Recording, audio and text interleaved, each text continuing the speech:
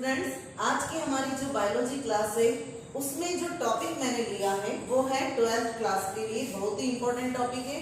वो है शुक्राणु की संरचना, मानव शुक्राणु।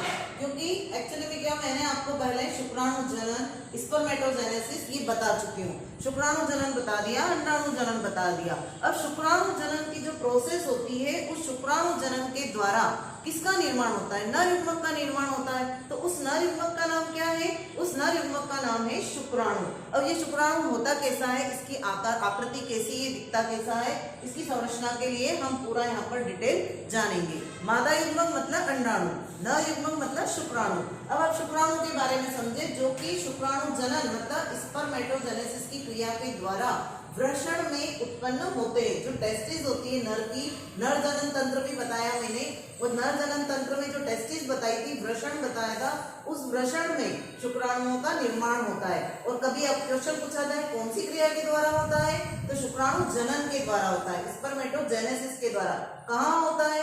वृषण में होता है, मेल के मतलब नर की टेस्टिस में है, नर के वृषण में। अब हम बात करते हैं यहाँ पे मानव शुक्राणु को।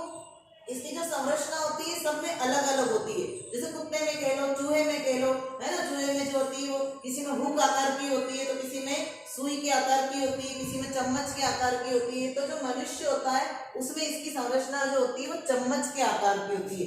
आगे से चम्मच का शेप होता है इसमें जो होता है। इसके अलावा इसको सबसे पहले जो ल्यूवेनहॉक थे उन्होंने देखा था, जो साइंटिस्ट थे ल्यूवेनहॉक, उन्होंने इसको देखा। आकार बताया मैंने, स्पून शेप्ड होता है।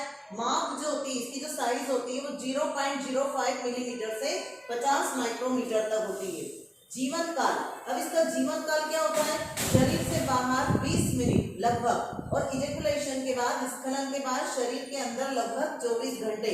आपको याद होगा कि जो मनुष्य के द्वारा वीर्य का स्खलन किया जाता है उसमें शुक्राणु होते हैं। तो वो जो शुक्राणु होते हैं यदि वो बाहर ही रह जाते हैं, शरीर से बाहर ही किसी कपड़े वगैरह पे चिपक गए या बाहर कहीं पे चिपक गए, तो उनका जीवन काल सिर्फ लगभग 20 मिनट होता है। उसके बाद वो डिस्ट्रॉय हो जाते हैं, वीर्य सूख जाता है। लेकिन यदि वो वेजाइना के थ्रू जो है फीमेल की बॉडी में एंटर कर जाते हैं तो वहां पे वो जो है लगभग 24 आवर्स तक जो है वो जीवित रहते हैं। तो वहां उनका जीवन काल इतना रहता है। वीर्य या सीमन, ये क्वेश्चन आता है ऑब्जेक्टिव के लिए भी। किससे बना होता है ये? शुक्राणु और सेमिनल प्लाज्मा।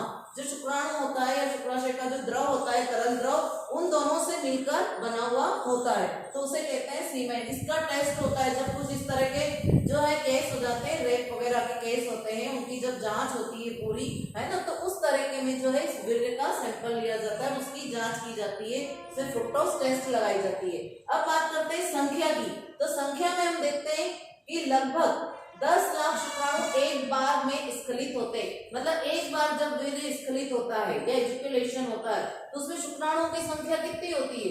10 लाख के करीब, है ना, इतनी अधिक होती है। अब ये 10 लाख हमको सुनने में ऐसा लगता है कितनी अधिक क्वांटिटी है, लेकिन उसके बाद भी आपने देखा होगा कई बार जो है इसमें क्या होता है कि जो मदर है वो यदि बच्चा कंसीव नहीं कर पाती है, वो गर्भवती नहीं हो रही, सामान्य भाषा में बताती हूँ, तो उसमें कई बार जो होते हैं वो पुरुष भी उसका रीजन होते हैं। क्यों? क्योंकि शुक्राणु जो होता है स्पर्म काउंट उनमें कम होता है। और ये इतने अधिक तो होते हैं, बनते भी हैं, लेकिन ये क्या होते हैं कि जिसमें से 60% ही सामान्य आकृति के होते हैं। मतलब जो 60% होते हैं वो बिल्कुल सामान्य होते हैं, और बाकी कैसे होते हैं? असामान्य होते हैं। असामान्य मतलब उनकी आकृति पूरी नहीं बन पाती है, किसी में पूंछ नहीं बन पाती है, किसी में हेड नहीं बन पाता है, कमजोर होते हैं, वीक होते हैं, या कुछ वहां तक पहुंचने तक वेजाइना तक नष्ट हो जाते हैं। तो इसलिए 60% जो होते हैं वही निषेचन में भाग लेते हैं। अब ये जो है इसके भाग, इसकी संरचना की बात करते हैं, तो इसकी जो संरचना है इसमें 4 पार्ट होते हैं, 4 पार्ट होते हैं। पहला शीर्ष जिसे कहते हैं हेड, यहाँ से यहाँ तक का। फिर उसके बाद देखिए आप सेकंड पार्ट इसका ग्रीवा, नेक, यहाँ से यहाँ तक जो ग्रीवा पार्ट है। मध्य भाग, मिडिल पीस, ये बीच वाला मिडिल पीस, और ये है इसकी टेल या पूंछ। अब आप इसमें कंफ्यूज मत होइएगा, किसी किसी बुक्स में जो है या कहीं कहीं पे इसके 3 पार्ट बताएं, जो है हेड, नेक और टेल। मिडिल पार्ट जो पीस है या मध्य भाग है उसको भी ग्रीवा में ही इंक्लूड कर दिया गया है, इसलिए यहाँ पे यहाँ तक हेड बताया है, यहाँ से यहाँ तक नेक बताया है, और यहाँ से यहाँ तक टेल बताया है। मैंने आपको यहाँ पर 4 पार्ट में डिवाइडेशन बताया है, हेड, नेक, मिडिल पीस और टेल, ये इसके 4 पार्ट है। अब शुक्राणु जो होते हैं वो इतने सूक्ष्म होते हैं कि हम उनको माइक्रोस्कोप के बिना देख नहीं सकते। तो हम माइक्रोस्कोप में जब इसको देखते हैं तो शुक्राणु के शीर्ष भाग में यहाँ पे ऊपर चम्मच नुमा संरचना होती है और ऊपर एक टोपी नुमा संरचना निकलती है, ये हेड केप होती है, टोपी नुमा संरचना, जिसको कहते हैं एक्रोसोम। ये सबसे महत्वपूर्ण पार्ट है। ये एक्रोसोम क्या करता है, इस एक्रोसोम के अंदर गोल्जी बॉडी पाए जाते हैं। गोल्जी बॉडी कोशिकांग है, आपने कोशिका के अंदर पाए जाने वाले कोशिकांग पढ़े 11th में, माइटोकॉन्ड्रिया है ना, क्लोरोप्लास्ट, राइबोसोम होते हैं, एंडोप्लाज्मिक रेटिकुलम होता है, ऐसे ही गोल्जी बॉडी होती है। ये गोल्जी बॉडी जो होती है कुछ एंजाइम का स्त्राव करती है और वो एंजाइम क्या करते हैं, जो अंडाणु होता है उस अंडाणु की भित्ति को भेदने का काम करते हैं। उसमें कुछ गोल्जी बॉडी के द्वारा कुछ एंजाइम स्त्रावित होते हैं।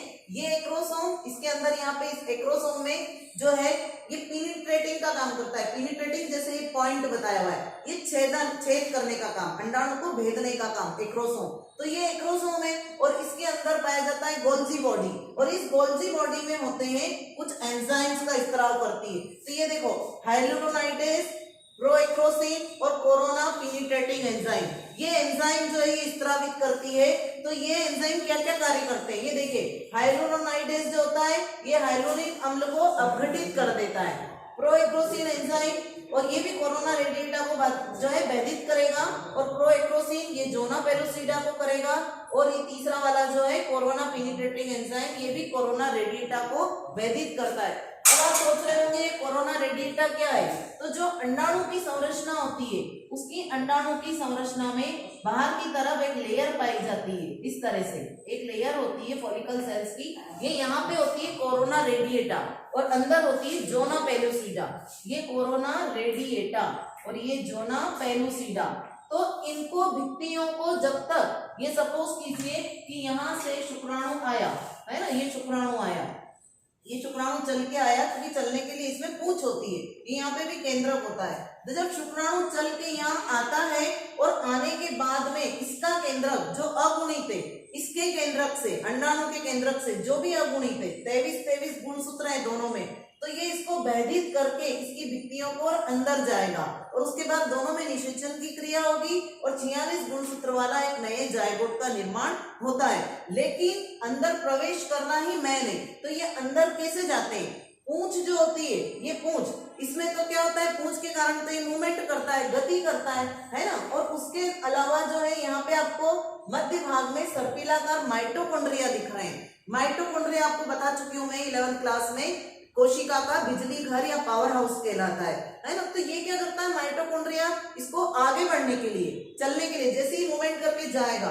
तो ये यहाँ पे जो है चलने के लिए, यहाँ पे माइटोकॉन्ड्रिया है, इसके मध्य भाग में ये इसको ऊर्जा प्रदान करते हैं, जिसके कारण शुक्राणु चल के अंडाणु तक आता है। और ये जो होते हैं यहाँ पे समीपस्थ तारक केंद्र और एक होता है दूरस्थ तारक केंद्र, ग्रीवा वाले भाग में, ये जो होते हैं जाइगोट का जो है विदलन का कार्य करते हैं। जो जाइगोट बन जाता है नर और मादा युग्मक के मिलने से, जो फ्यूजन से जो जाइगोट बनता है, उसके विदलन का काम यही करते हैं। तो समीपस्थ तारक केंद्र जाइगोट के विदलन का काम करेगा, एक जो होता है वो अक्षी तंतु बनाने का काम करता है। तो इस तरह से ये दोनों तारक केंद्र भी भाग लेते हैं। मेन रोल इसमें होता है माइटोकॉन्ड्रिया को, जो इसको चलने के लिए, मूवमेंट करने के लिए ऊर्जा प्रदान करता है। अब ये चल के जब यहाँ आया तो यहाँ पे ये कोरोना रेडिएटा पाई जाती है, एक झिल्ली नुमा एक संरचना होती है फॉलिकल सेल्स की बनी।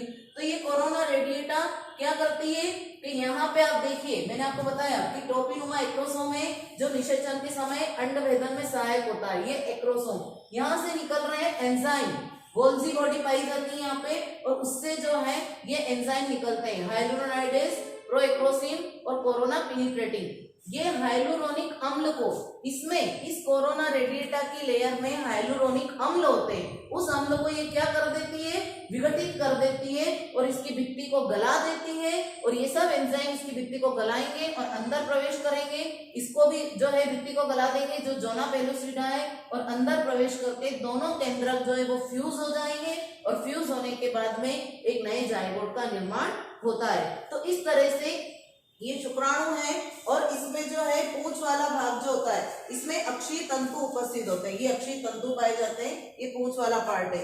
तो लीजिए हम देख लेते हैं एक बार फिर से रिमाइंड करके कि हमने क्या क्या देखा। शुक्राणु जो होता है वो 4 भागों से मिलकर बना होता है, इसको 3 भाग में भी डिवाइड कर सकते हैं, हेड, नेक, टेल, या फिर हेड, नेक, मिडिल पीस और टेल। इसके हेड वाले भाग में ऊपर टोपीनुमा संरचना होती है जिसको एक्रोसोम कहते हैं, जो अंडाणु को भयभीत करने का काम करता है, क्योंकि एक्रोसोम में गोल्जी बॉडी होती है और गोल्जी बॉडी में ये एंजाइम जो रहते हैं वो सिक्रेट होते हैं, स्त्रावित होते हैं, तो वो अंडाणु की भित्ति को गलाने का काम करते हैं। उसके बाद में बीचों बीच यहाँ पे केंद्रक है, केंद्रक के अंदर इसका डीएनए मटेरियल होता है, डीएनए होता है, केंद्रक होता है, आनुवंशिक मटेरियल होता है, और बीच वाला भाग ग्रीवा वाला जिसमें दोनों सेंट्रियल होते हैं, प्रोक्सिमल और डिस्टल, समीपस्थ और दूरस्थ, और फिर मिडिल पार्ट में होता है माइटोकॉन्ड्रिया जो सर्पिलाकार होता है, स्पाइरल शेप में बनाना है आपको। तो ये माइटोकॉन्ड्रिया है जो इसको एनर्जी प्रदान करता है आगे बढ़ने के लिए, और ये इसकी पूंछ है जो इसको चलने में, मूवमेंट करने में सहायता प्रदान करती है। आज आपने देखी शुक्राणु की संरचना, नेक्स्ट वीडियो में आपको अंडाणु की संरचना बताई जाएगी। तो आप जो है, यदि आपको मेरी वीडियो पसंद आती हो तो आप इसको लाइक कीजिए, शेयर कीजिए और मेरे चैनल को सब्सक्राइब कीजिए। आप स्क्रीनशॉट ले लीजिए। Thank you.